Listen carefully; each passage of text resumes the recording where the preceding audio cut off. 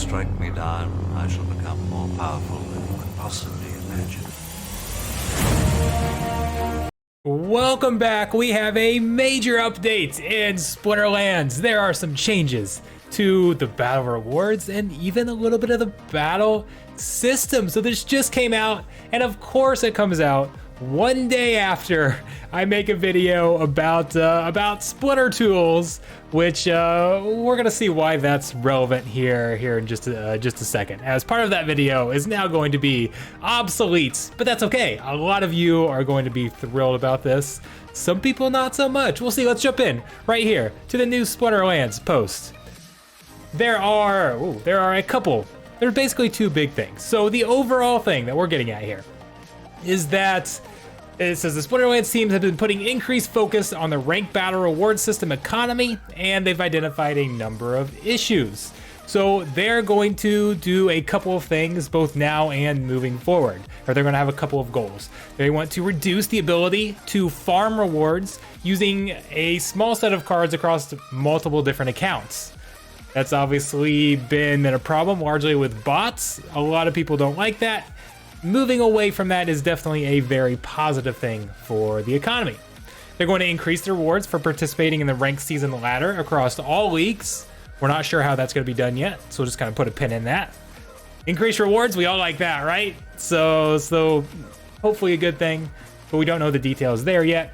And then provide incentives for players to continue playing on a daily basis beyond the wins needed for the daily quest, and provide incentives for players to continue playing after having achieved a high league in the current season. So that's something that I think will be a good change as well. You guys have seen me play, right? When I hit to Champion 2, when I hit my goal, I stop playing because I don't want to risk falling back down, and I can make more renting out my deck than I can playing with it. So when I hit that point that I like, I stop playing and I just rent for the rest of the season. So I'm one of the people who do that. And hopefully this change will give me more incentives to continue playing. So they're going to start rolling out a few of these changes. Number one, each beta card is going to give a 5% boost to DEC rewards earned in the battle. Very minor thing. That'll be a positive for older players or those who like to invest in these beta cards that are more expensive. So get a little bit better return for buying those more expensive cards. So I think that's a positive thing, although it won't impact a lot of people overall. So cards on a 24-hour cooldown will no longer be able to list it for rent on the rental market. That's something that's going to be interesting. Is that going to increase the price of power on the rental market? I'm not sure. There's a lot of people who accidentally rent cards that are on cooldown because they don't realize it. They're not going to run into that problem anymore. That's a positive thing. So not sure what to think about that. We'll see how that plays out. Number 3 here. This is the one that's going to excite a lot of you, myself included. It's going to excite everybody. Chaos Legion booster packs will now be added as a possible reward in daily quest and season reward loot chest, starting with silver. And as you rank up, you get an increased chance of getting chaos packs. So these are going to be one of the better rewards that you can get. So it's good to see that the higher up you rank, the better chance you have to get this. So it starts at silver here, where you've got a 0.25% chance of pulling one. So not gonna pull one very often, but you will every once in a while. Up to champion 1. Virtually nobody makes champion 1, which is 3%. I usually finish champion 3, champion 2. Usually it's champion 2 where I finish. 2.75% would be my chance at pulling them at the end. Now, as we're playing up through the season, I usually start at diamond 2, diamond 1, and kind of have to work my way up. Or diamond, I should say diamond 3 or diamond 2, and have to work my way up. So it'll be lower starting out there. So that gives more incentives to increase your rank. Not necessarily a huge difference if you're looking at jumping up a league or jumping up 2 leagues. You'll get a little bit of a boost. But it's going to be nice to see your the daily quest rewards that you receive increase in value as you go as you climb the ladder. And this is also good because it's going to help us go through chaos packs faster. So it's kind of creates this little weird situation with chaos packs, where a lot of times you think, okay, if they're adding extra chaos packs to the market, it's going to dilute the market or whatever, and maybe they won't have as much value. Maybe the cards. Everybody wants more chaos packs. If you're a low level player, you want to get the cards, you want more chaos pack, you want the extra power, you want all of that. You're almost okay if cards go down in value because you want to be able to buy more. If you're an investor who's invested in chaos packs, you actually want to see more chaos packs being sold or being distributed, because the value of chaos packs is going to, I shouldn't say it's going to, is projected to skyrocket once they sell out. There's still the same limited number. It's still 15 million total packs. So they're not increasing the number of packs. So all of us who have invested in packs want to see people go through them faster so that we can get to where they're sold out and our packs are going to start to increase in value. So everybody likes to see more packs being out there. So this is a good thing that everybody's going to like. I don't see much negative pushback on there. Oh, and it replaces potions. So that percent chance replaces potions. Nobody likes getting potions from their quests, so that's a good thing as well. Now to the big thing that's going to have a kind of a fundamental change on battles, although some of you won't even notice the difference. You won't really have noticed that this was even a thing. But those of you who have kind of paid attention, if you watched my last battle, you saw how there are a bunch of different scouting tools out there. And there are programs that can either help players or help bots basically scout your opponent, find out what they play, find out what their quest is, do some calculations to try and decide what the best cards to play against that specific person are. So they are putting a stop to that, or they're trying to put a stop to that. I'm a little suspicious about how well it's going to work the first time around, but if it doesn't, they can make adjustments. They're going to now hide the player that you are playing against. So the Splinter tools that I just did a video on will now no longer be able to provide that scouting information because you don't know who your opponent is. So you can't see what summoners they have available. You can't see what cards they have available to play, what their quest is, what their recent, it'll still show the 5 recent battles the way it already shows for everybody, but it won't show anything beyond that. It'll show their rating and the 5 most recent battles. And then that's also going to help stop some of the win farming and win trading that has been a problem in some of the leaderboards.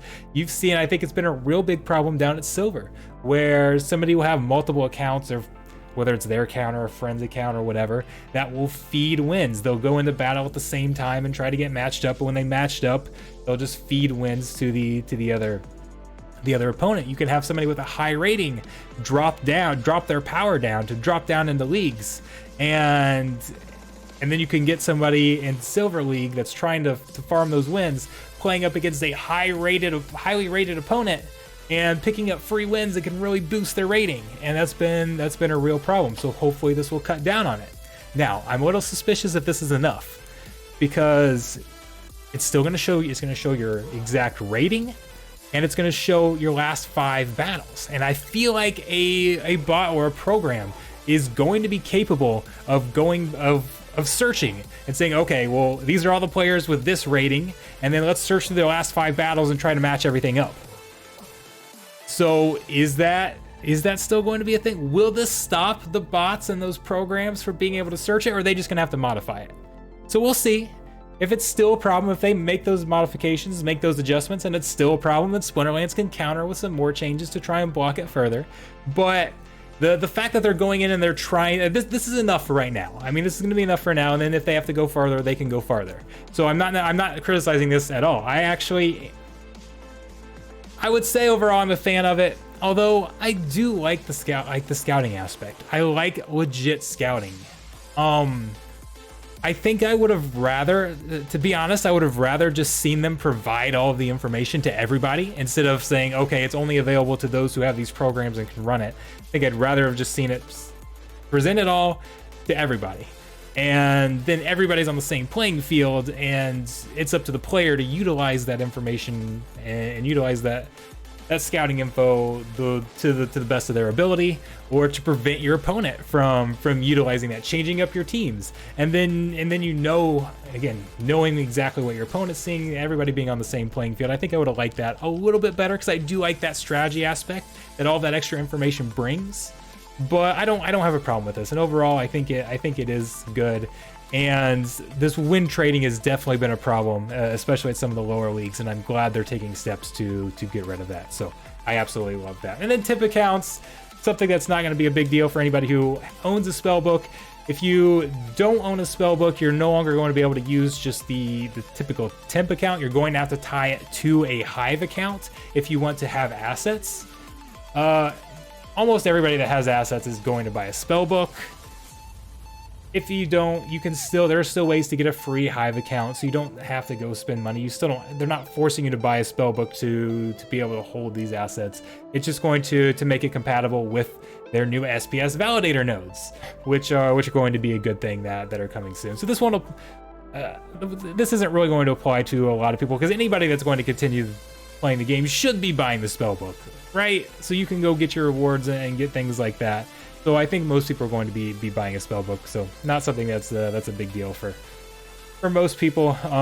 Maybe a little bit of inconvenience for anybody who happens to fall in that category of not having a spellbook but wanting to own assets, but it's a very small group.